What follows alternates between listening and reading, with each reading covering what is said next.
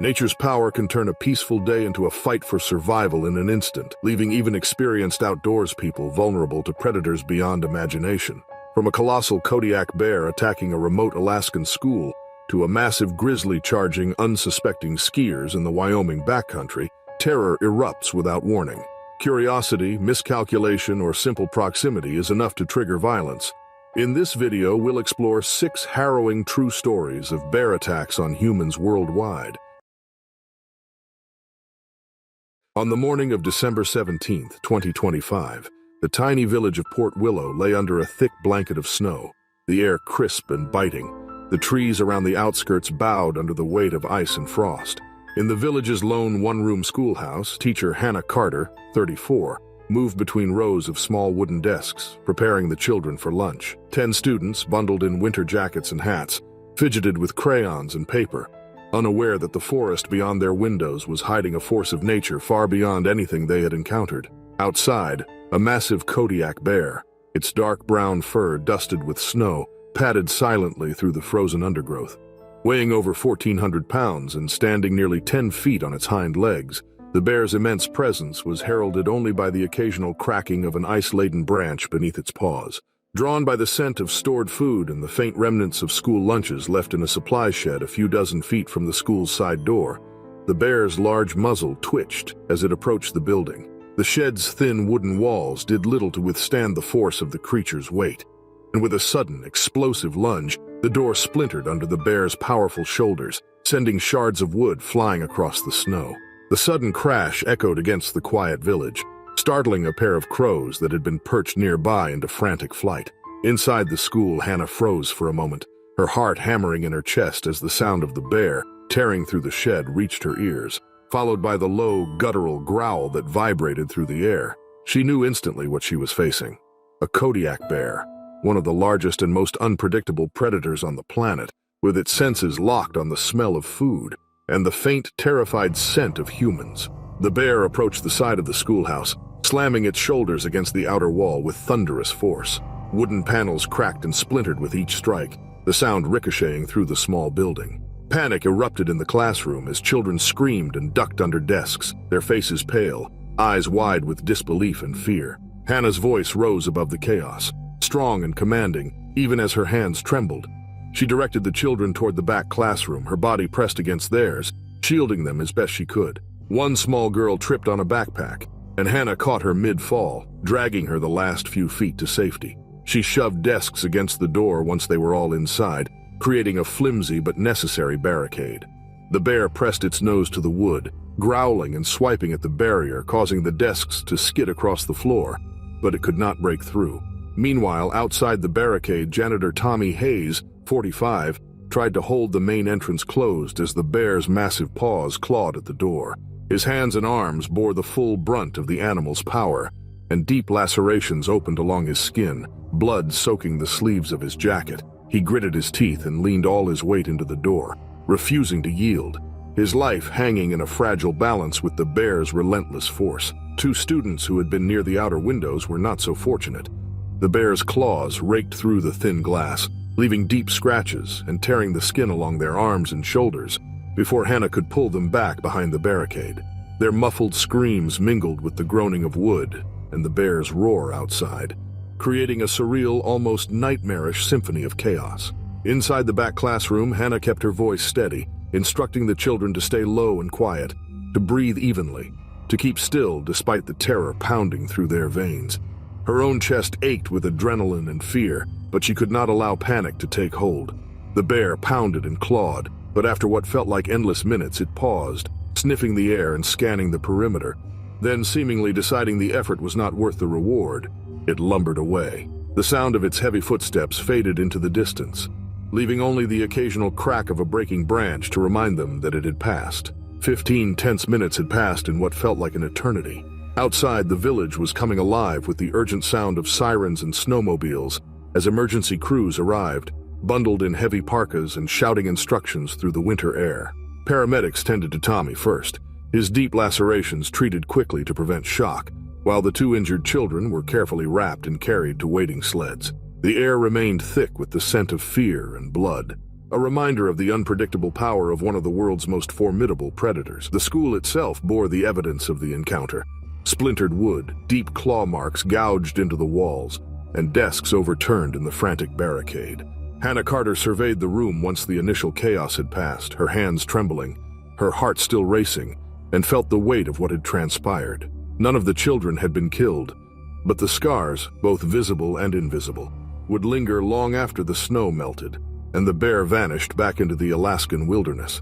The village would speak of the day the Kodiak came to the schoolhouse, a stark and visceral reminder that even in small, isolated communities, nature could assert itself with overwhelming force, leaving only awe, terror, and survival in its wake.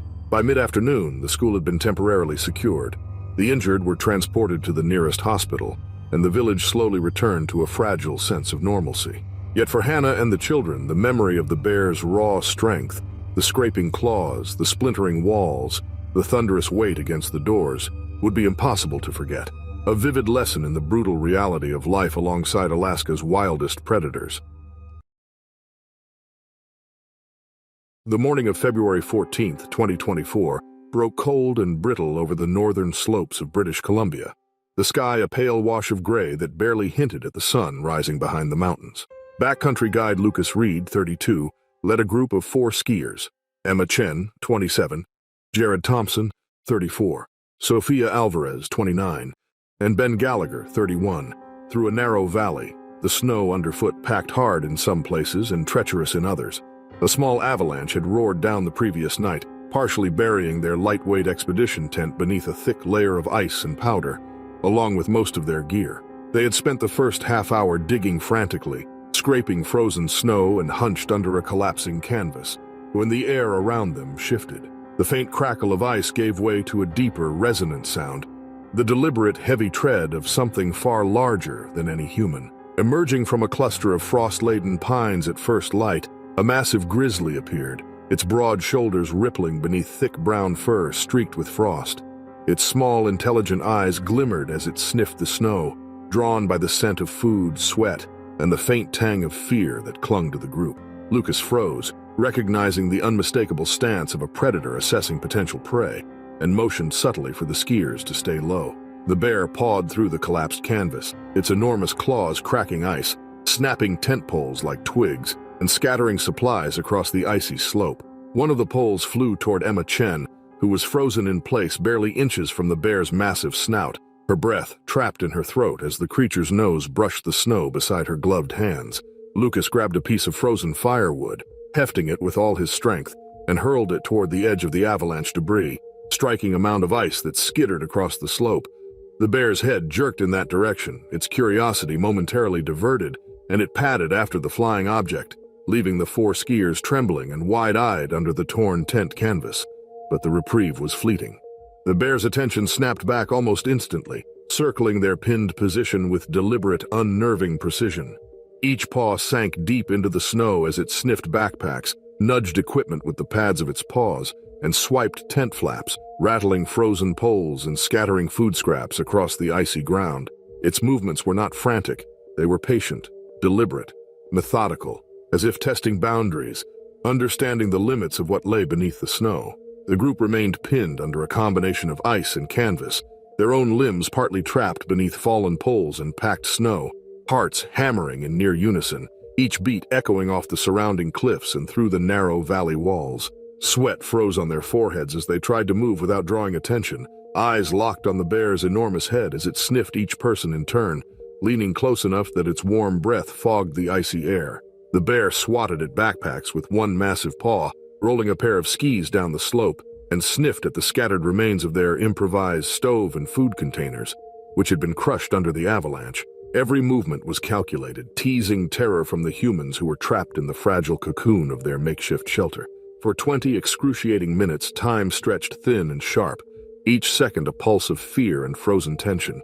The bear's curiosity was almost unbearable, its dark eyes tracking their every attempt to remain unseen, its powerful head craning from side to side as it circled, sniffed, and pawed at the snow with slow, deliberate pressure. Lucas kept his own breathing steady, though every fiber of his body screamed at him to run, to fight, to do something more than remain under the bear's calculating gaze. He whispered mental instructions to himself, trying to predict the predator's next move, hoping to shield the group through a combination of invisibility and stillness. At the same time, his fingers dug into the frozen ground, searching for purchase on anything solid beneath the powder and debris. The bear shifted its attention once again toward the slope, where a pile of loose equipment, a knocked-over backpack, a rolling thermos, a snapped ski pole, began to slide down the hill under the pull of gravity. Its head turned, nostrils flaring as it moved to investigate the distraction, one massive paw pressing into the snow and sending spray across the slope. Lucas seized the moment, motioning for the skiers to inch backward carefully, dragging their frozen limbs out from under the debris as the bear followed the rolling objects, its attention elsewhere. One by one, they crawled free, their movements slow and deliberate, hearts hammering as the bear's massive form padded after the distraction, until it finally lumbered back into the timbered forest beyond the avalanche path. Silence fell abruptly, broken only by the occasional crack of distant branches settling under snow. The group lay sprawled on the icy slope, frozen fingers and feet throbbing, adrenaline still coursing through their veins, unable to speak or move immediately beyond the shock of what they had just endured. They were physically unharmed, though Emma's shaking hands and Jared's pale face spoke volumes of the mental toll. Every instinct had been sharpened, every sense hyper-aware, and yet the bear had left as silently and deliberately as it had arrived, leaving only chaos in its wake.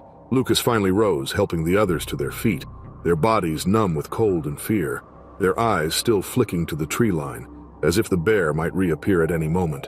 Equipment lay scattered across the snow, poles snapped, tents torn, packs crushed, and food strewn in small clumps over the white ground. The experience had transformed the valley into a landscape of immediate danger and lingering terror, a reminder of the raw unpredictability of nature and the razor-thin line that separates observation from imminent death. Hours later, as they returned to safer ground, their breath steaming in the cold air and their legs trembling under the effort of walking over rough terrain, each of them carried the indelible imprint of the encounter. The memory of the bear's deliberate circling, the sound of ice cracking beneath its claws, the brush of its warm breath near their frozen skin, and the suffocating tension of being pinned beneath avalanche debris would remain vivid and unshakable, a stark lesson in the raw, indifferent power of British Columbia's grizzlies. Nature had tested them, and though they survived, the encounter lingered in their minds, a silent warning that in the backcountry life could change in an instant, and survival often came down to timing, presence of mind, and the slightest chance of distraction. In late summer of August 19th, 2025, the Prioralski foothills were alive with the muted rustle of foliage, the scent of ripe berries, and the low hum of insects thick in the warm air. Veteran forest ranger Ilya Morozov, 47, had spent decades patrolling this remote stretch of wilderness, accustomed to the forest's rhythm and the cautious proximity of its wildlife. At the isolated ranger outpost, a small cluster of wooden buildings standing stubbornly against the encroaching green, he moved with practiced ease alongside junior ranger Karim Davidov, 29, cataloging and inventorying field equipment, checking for damage, and noting supplies for the coming weeks. The air was still, punctuated only by the occasional creak of timber and the distant cry of a bird, yet beneath the calm, tension hung invisible, like a thread waiting to snap. It was while Karim adjusted a stack of fuel cans near the supply shack that a movement at the edge of the clearing caught Ilya's eye. A massive Russian grizzly bear, far larger than any they had encountered in the region this season, was emerging from the dense forest, moving with unusual directness and boldness toward the station. Its fur was matted with early summer mud, and its shoulders rippled with the raw muscle of a fully grown predator accustomed to asserting dominance. Unmistakably drawn by scent, the bear's nostrils flared as it caught the smell of stored bait and food caches, its dark eyes fixed and calculating. The power in its limbs coiled like a spring ready to explode. Karim's voice cracked as he shouted a warning, urging Ilya to retreat, but the words barely had time to leave his lips before the bear lunged, an unstoppable wall of fur, claws, and teeth, striking with explosive force. Ilya was thrown backward, colliding violently with the side of the supply shack. The impact sent a spray of splintered wood into the air, sharp shards scattering over the ground. He groaned as he attempted to rise, but the bear's massive paw pinned him, crushing his shoulder, snapping his balance, and driving him to the icy earth. The force of the collision made the ground tremble beneath Karim's boots as he dove behind a stack of overturned barrels, his eyes wide and unblinking as he tried to comprehend the sheer speed and brutality of the attack. The bear's claws raked across the wooden siding, gouging deep furrows, snapping a metal barrel like paper and sending tools flying. Ilya struggled, twisting his body under the unrelenting pressure, his hands clawing for purchase. Still, each movement was met with the bear's immediate counter, the raw force of the animal indifferent to his attempts at resistance. Kareem's hands shook as he fumbled with the handheld radio, shouting into it with trembling urgency, calling for backup that could not arrive in time, knowing that each passing second stretched the odds ever further against survival. For a tense, horrifying stretch, the bear's movements were methodical and terrifyingly deliberate. It circled Ilya, sniffing, swiping, pressing its weight down in punishing increments, testing limits and exploiting vulnerabilities. The air was thick with the metallic tang of blood and the acrid scent of panic, punctuated by the rasping breaths of both men and the guttural growls of a predator, asserting its dominance in a territory now temporarily shared with humans. Kareem's heart pounded, each beat echoing against the supply shack walls, his mind racing through a blur of possible interventions, none of which seemed adequate against the sheer mass and speed of the bear. Ilya's attempts to roll free were futile, the bear's momentum crushing him into the frozen dirt beneath the shack's shadow. Wood splintered under the repeated strikes, sending jagged fragments into the clearing as Kareem's voice broke again, urging the unseen rescuers for intervention. The scene unfolded in excruciating slow motion through Kareem's eyes, the bear's head lowering, teeth snapping inches from Ilya's torso, the raw impact of each strike reverberating through the ground, and Ilya's face contorting with pain, determination, and the stark primal awareness that instinct alone might not be enough to survive. Minutes, or what seemed like hours, passed in brutal, unbroken rhythm, the forest around them silent except for the sounds of violence and struggle. Eventually the bear, having asserted its presence and driven its power home, retreated, its massive form receding into the shadows of the Pryoralski forest, leaving only chaos in its wake. Ilya lay motionless amid shattered wood, tools scattered like discarded toys, his body battered and broken beyond the capacity for aid from a human hand at that distance. Kareem emerged slowly from behind the barrels, shaking uncontrollably, tears frozen to his cheeks from the combination of shock, adrenaline, and the biting late summer wind. Backup finally arrived over an hour later, the distant rumble of vehicles and shouted instructions breaking the surreal stillness of the clearing. Rangers, armed and cautious, approached the scene, their careful steps a sharp contrast to the sudden, catastrophic violence that had occurred. By the time they reached Ilya, the veteran ranger had succumbed to devastating injuries, his experience and skill rendered tragically insufficient against the raw power of a fully grown, territorial Russian Grizzly. Kareem's shaken account, detailed and vivid, became central to reconstructing the incident, capturing the rapid escalation from routine duties to sudden, inescapable violence, a stark lesson in the unforgiving reality of wilderness ranger life in Pryoralski. The aftermath left Kareem and the small team of rangers with a visceral memory of the forest's dual nature, breathtakingly beautiful and lethally indifferent.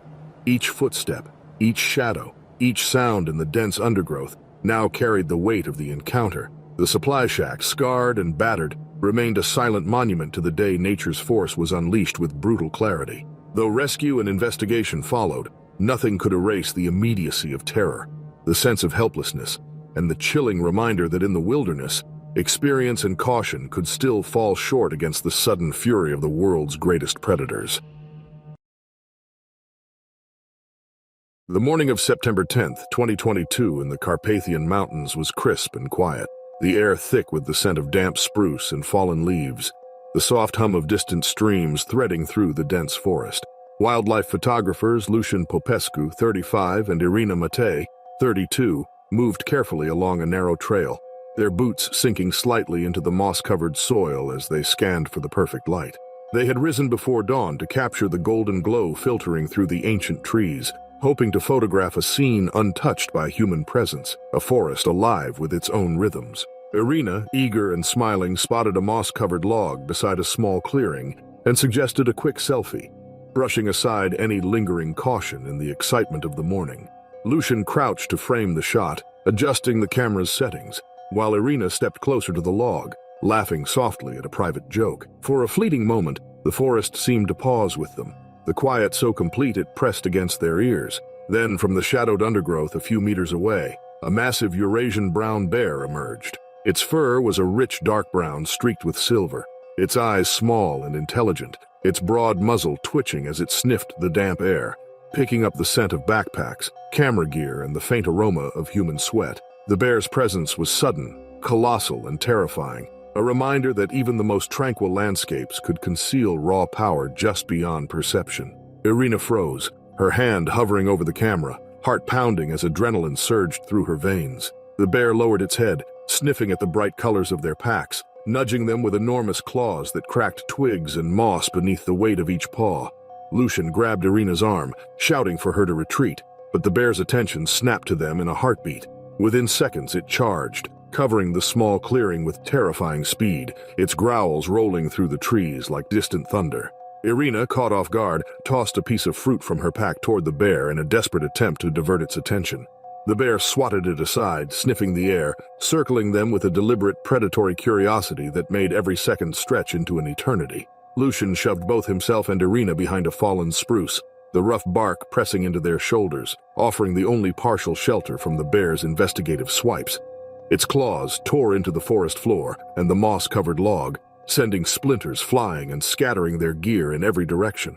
For 15 nerve-wracking minutes, the bear moved with cautious determination, testing their limits, swiping at backpacks, sniffing their clothing, and pacing around the small clearing, its growls low and menacing. The photographers remained frozen, breath caught in their throats, their bodies pressed to the fallen tree, eyes locked on the massive predator as it methodically circled, its massive shoulders rippling with every movement, its powerful limbs bending the forest floor beneath it. Each glance from the bear seemed to probe their very instincts, weighing their chances, its raw force a constant palpable threat. Lucian's hands ached as he clutched the camera, his mind racing for solutions while his heart pounded in his chest. Irina's skin prickled with icy sweat. The shaking in her arms and legs was barely controllable, her wide eyes reflecting the bear's bulked shadow in the filtered morning light. Every instinct screamed at them to move, to run, yet any sudden motion risked drawing the bear's attention back toward their exposed forms. The forest, moments before a sanctuary of quiet beauty, had become a trap of survival, where the simplest miscalculation could mean disaster. The bear finally paused near a pile of scattered gear, sniffing at a fallen lens and a tangle of straps, then turned its massive head toward the distant undergrowth. A family of deer had emerged from a thicket beyond the clearing, and the bear's attention, ever opportunistic, shifted. With heavy, deliberate steps that shook the ground, it lumbered back into the timber, leaving behind scattered gear, dented pride, and hearts still racing with terror. Lucian and Irina exhaled in unison, their trembling hands pressing against each other's shoulders as they slowly emerged from behind the log, eyes scanning the forest for any sign of the predator's return. The aftermath left them shaken, scraped from brushes with moss and fallen bark, hearts still hammering with the intensity of the encounter. Every sound, the distant rustle of leaves, the snap of a twig, the whisper of wind through the spruce, carried a new weight, each step forward a reminder that the forest's beauty was inseparable from its potential danger. Lucian picked up the scattered camera equipment, noting the scratches and dents, a physical testament to the bear's immense strength and the thin line that had separated observation from mortal threat. Irina ran her hands over her torn jacket, still trembling, unable to shake the memory of the bear's sniffing muzzle mere feet away, the echo of its growls rolling in her chest. The morning's light continued to filter through the trees, golden and serene, yet for the photographers the tranquility was forever altered.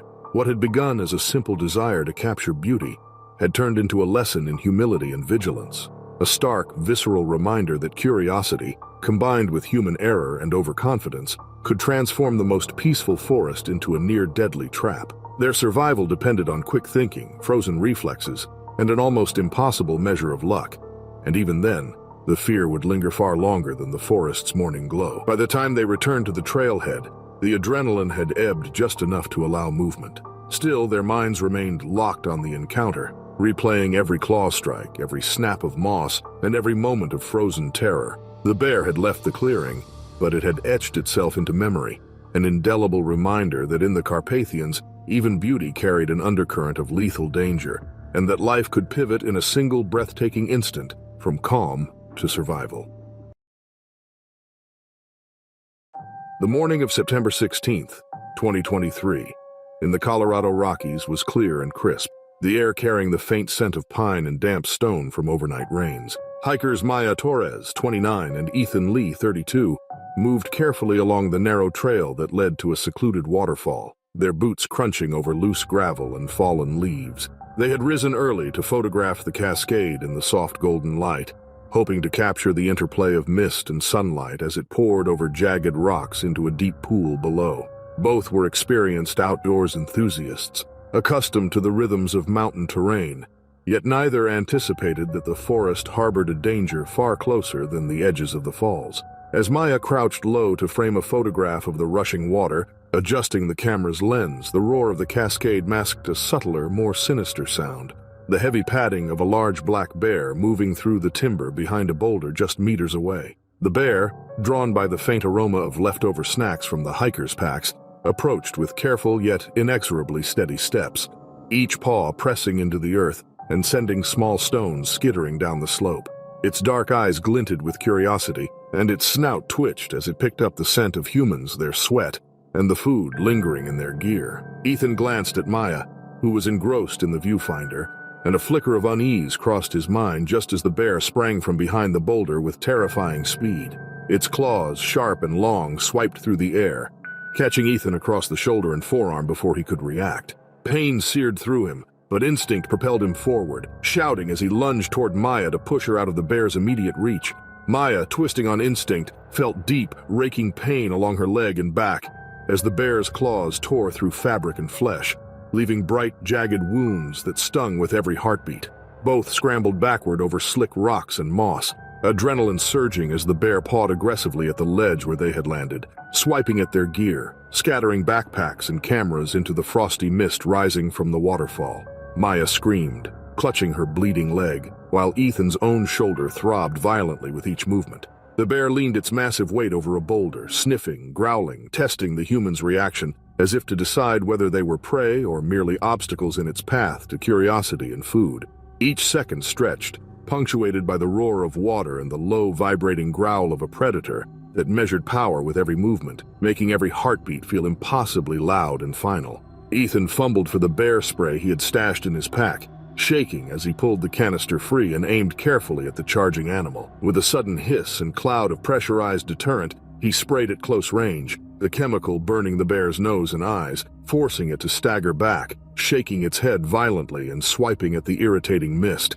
The spray provided a reprieve, giving both hikers a moment to scramble higher onto a rocky ledge, the uneven stone cutting into their knees and palms as they sought firmer footing. The bear pawed at them again, swiping and nudging their scattered gear, growls resonating in the narrow canyon as though testing the limits of its reach and patience. For several tense minutes the bear lingered, circling the ledge, pressing its weight against boulders and testing the human's position, each movement deliberate, patient, and unsettling. Its dark eyes flicked between them, nostrils flaring with scent, claws raking shallow trenches in the earth, sending sprays of soil and pebbles over the edge. Maya's vision blurred with tears and adrenaline. Ethan's muscles burned from holding a defensive stance, tense and ready, every instinct screaming to remain as still and deliberate as possible. Time seemed to stretch, seconds lengthening into agonizing minutes, every sound amplified. The distant water, snapping branches, the rasp of breath between the two hikers, all layered over the bear's presence like a tangible threat pressing into their bones. Finally, the bear, apparently distracted by the faint noise of a passing flock of birds and the rustle of distant undergrowth, turned its attention elsewhere. With massive, deliberate strides that shook the rocky ledge beneath it, it retreated into the dense timber beyond the waterfall, leaving only the smell of its presence, scattered gear, and the vivid memory of raw power behind. Ethan and Maya remained frozen for a long moment, breathing hard, muscles still coiled with tension, eyes scanning the shadowed edges of the forest for any hint of a return. Only when the sounds of the forest returned to normal did they slowly begin to assess their injuries, the reality of what had just occurred settling in with bone-deep weight. Blood soaked their clothing and streaked across bruised skin.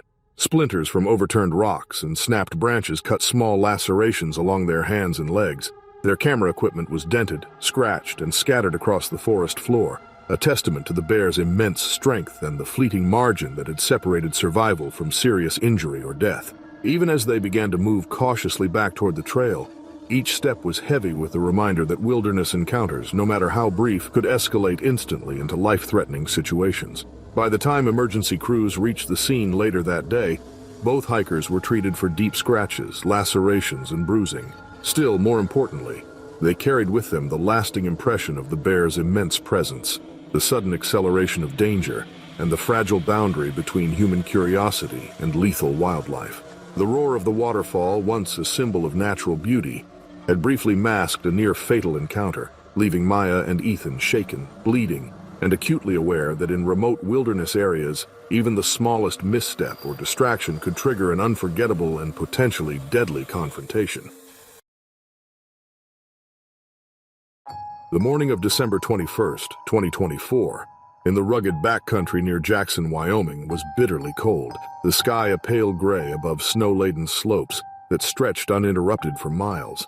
Deep powder muffled footsteps, and the soft swish of skis gliding across frozen drifts as backcountry skiers Rachel Morgan, 31, and Ethan Lee, 33, descended an unpatrolled slope, carrying overnight packs and camera equipment. The air was crisp, the wind carrying the scent of pine and frozen earth. Yet beneath the serene appearance of untouched snow, danger moved silently above them on the ridge. A massive grizzly had picked up the scent of their packed meals and warm gear, stalking the slope with a predator's patience, its powerful limbs compacted for a sudden, explosive charge. Rachel adjusted her camera strap, scanning the horizon for the light of the rising sun, reflecting off distant peaks, unaware that the immense brown shape above her had already identified them as a potential target. Ethan moved just behind her, carefully placing poles and skis in the snow, the crisp powder giving way under his weight in quiet, rhythmic shifts. Then, without warning, the bear lunged from the ridge, its massive frame plowing through drifts of deep snow, its claws scraping ice and sending sprays of powder into the air. Its roar was a low, resonant vibration, a sound that rolled down the slope and pressed against the skiers' chests with a primal force that froze their movements. Rachel barely had time to register the bear before it swiped with a massive paw, cutting across her shoulder and thigh with deep, ragged lacerations that tore through clothing and muscle.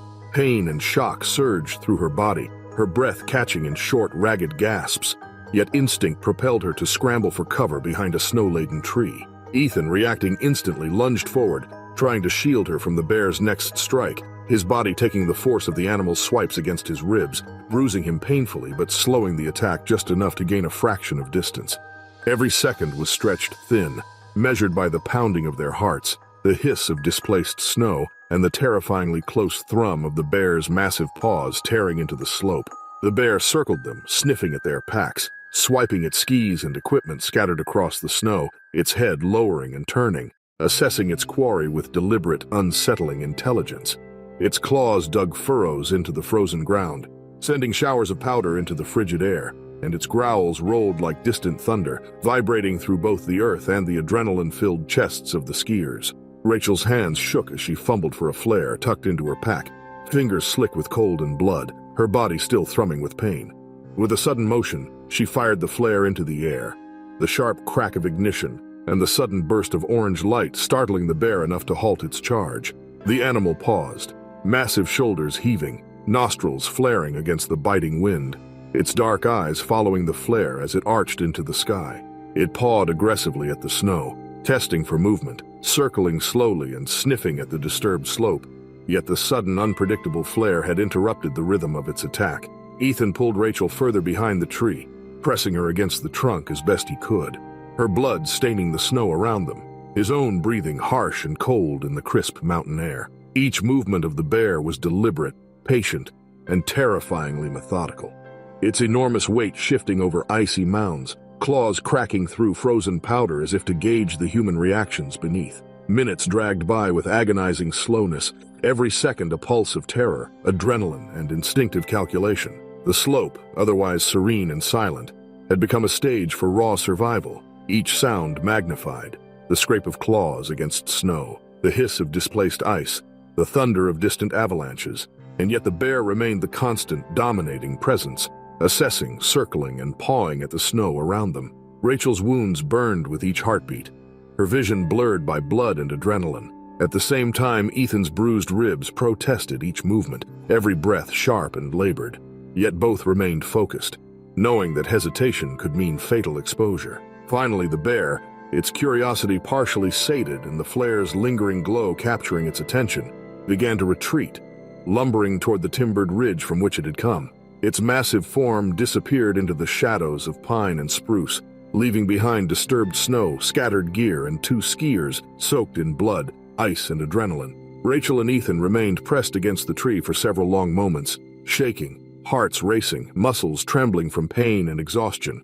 Unable to comprehend the near-fatal encounter, they had survived immediately. By the time rescue teams arrived later that morning, they were bleeding, bruised, and cold, but alive, able to recount the encounter with sharp clarity and raw emotion. Emergency responders treated deep lacerations and contusions, praising both for quick thinking under extreme stress. Every detail, from the bear's explosive charge to the flare that altered the encounter's course, underscored how even seemingly remote slopes could transform instantly into a lethal arena when humans crossed paths with grizzlies. The incident left an indelible impression on both, a vivid lesson in vigilance, respect for wildlife, and the thin margin that separates survival from tragedy in the harsh, unpredictable wilderness of the Wyoming backcountry. The snow continued to fall lightly as Rachel and Ethan were evacuated, the white landscape untouched except for the scars of struggle, the disturbed snow, and the tracks of a predator that had tested their limits with brutal clarity. Each step back to safety carried the weight of memory, the roar of claws against ice, the snap of their packs under the bear's swipes, the flare streaking into the gray sky, and an understanding that even careful planning and experience could be rendered secondary to the raw, uncompromising force of nature.